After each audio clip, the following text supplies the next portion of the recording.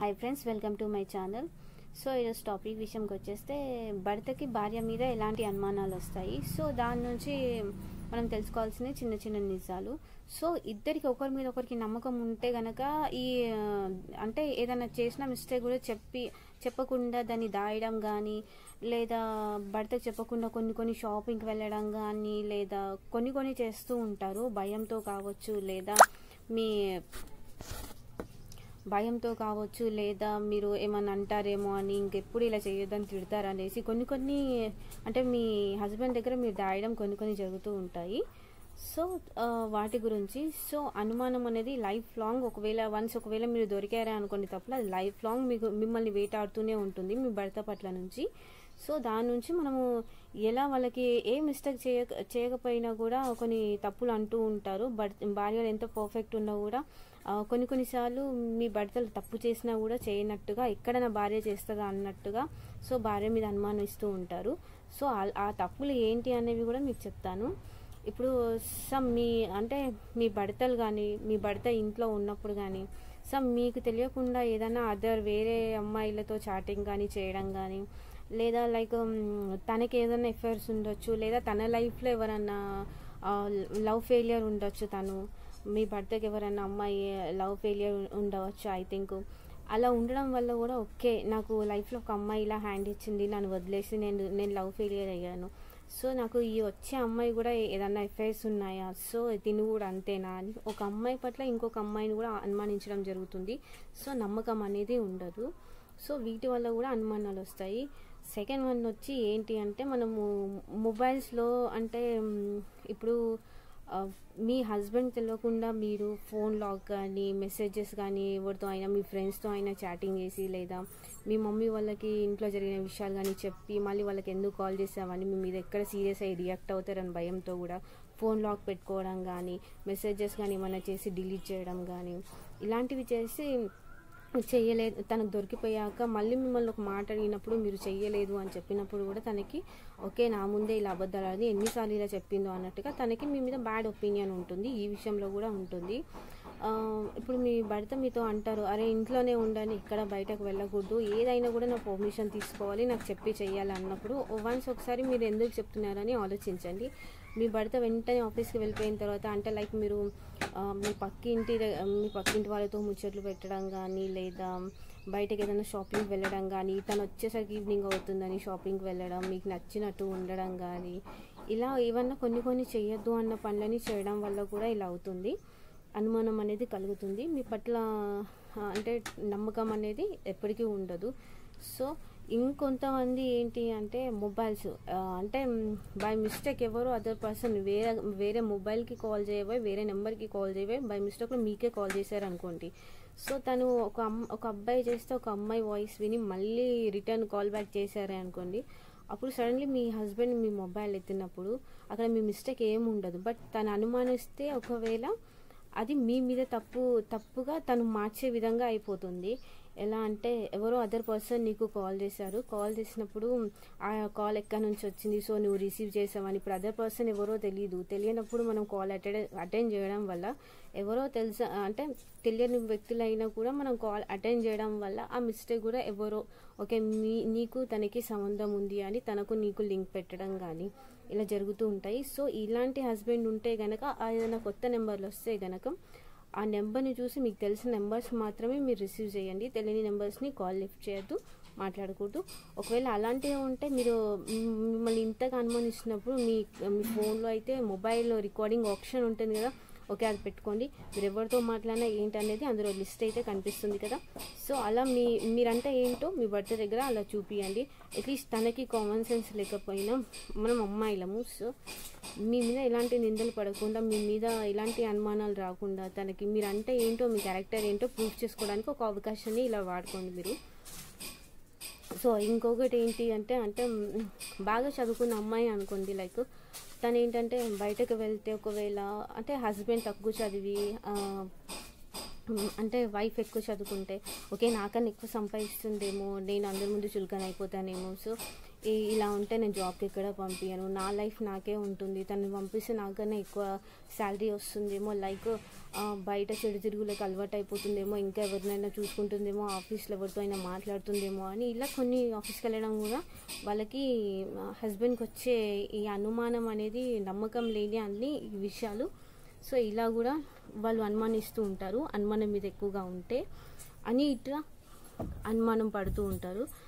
So వీళ్ళ నుంచి మనం మరి బయట పడాలి. సో వీళ్ళు ఎప్పటికీ దీనికి అలవాటైపోయి లైఫ్ లాంగ్ ఈ టార్చర్ మనకు వద్దు అంటే కరెక్ట్ సమాధానం ఇవ్వాలి. సో మీరు తన బిహేవియర్, తన క్యారెక్టర్, మీ హస్బెండ్ క్యారెక్టర్ ఎలా ఉందో దాన్ని బట్టి మీరైతే ఏది తప్పు చేయరు కదా, చేయనప్పుడు ఓకే అన్నీ క్లియర్గా ఉండాలి. సో ఫోన్లో లాక్స్ కానీ ఏది ఉంచకూడదు. సో మీరు ఎక్కడికి వెళ్ళినా కూడా తన పర్మిషన్ తీసుకోవాలి. సో నాకు ఇది ఇష్టం, నేను ఇది చేయాలనుకుంటున్నానంటే సో దానికి ఎంకరేజ్ చేయండి అని అంటే ఓకే తనైనా హ్యాపీగా ఫీల్ అవుతాడు.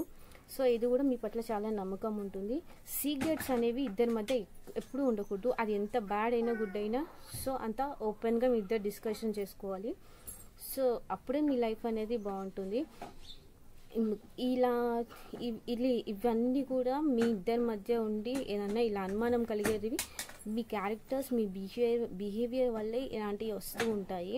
సో వీటికి మీ ఇద్దరి మధ్య క్లియర్ చేసుకోండి. ఓకే తను ఏదైనా మీ మీద ట్రస్ట్ లేక ఒకవేళ అనిండొచ్చు, బట్ మీకైతే తెలుసు కదా మీరంటే ఎలాంటి వాళ్ళు. సో మీ క్యారెక్టర్ మీ గురించి తెలుస్తుంది కదా. సో ఆ టైంలో అప్పుడు మీరంటే ఏంటో ప్రూఫ్ చేసుకోండి. దాని దగ్గర ఏ సీక్రెట్స్ అట్లా దాచకూడదు, ఫోన్ లాక్ కానీ చెప్పకుండా చేయడం కానీ ఇలాంటివి చేయొద్దు. తను చెప్పిన మాట విని తనకన్నా ఫస్ట్ మీకు అంటే మీరు అంటే ఏం జరుగుతుందో ఏంటో అనేది సిచ్యువేషన్ మీరు చెప్పుకుంటే సరిపోతుంది. సో ఇద్దరి మధ్య అనుమానం అనేది ఉండదు. అలాగే ఒకరి మీద ఒకరికి కూడా నమ్మకం ఉండాలి. అది ఒకరికి ఉంటే కూడా గొడవలు వస్తుంటాయి. ఇద్దరికి ఈక్వల్గా ఉండాలి. అట్లీస్ట్ అంత మెచ్యూరిటీ లేకపోయినా కూడా వే ఆఫ్ మీ చెప్పే విధానాన్ని కానీ మీరు తనకు మీ పట్ల నమ్మకాన్ని కలుగజేసేది కూడా మీ బాధ్యతనే ఉంటుంది. సో ఇదే ఫ్రెండ్స్ నేను టాపిక్ చేద్దాం అనుకున్నాను. అండ్ ఇంకొక ముఖ్యమైన విషయం ఏంటి అంటే ఆడుకోండి అంటే ముఖ్యమైన విషయం ఏంటి అంటే ఇప్పుడు ఈ అనుమానం అనేది తన లైఫ్లో ఏదో లాస్ అవ్వడం కానీ, ఏదో లవ్ అఫేర్ కానీ, లేదా తన కళ్ళతో కొంతమంది అమ్మాయిలను చూడటం కానీ ఇలా జరిగినప్పుడు భార్య మీద అఫ్ కోర్స్ తప్పకుండా అనుమానాలు వ్యక్తం అవుతాయి.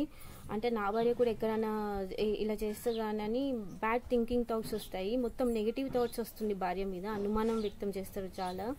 అంటే తనని తెలుసుకోవాలి నేను ట్రై చేస్తాను. ఒక చిన్న అబద్ధం ఇక్కడ నా భార్య ఆడగానే సో ఓకే దాని మీద మొత్తం నమ్మకం అనేది పోతుంది.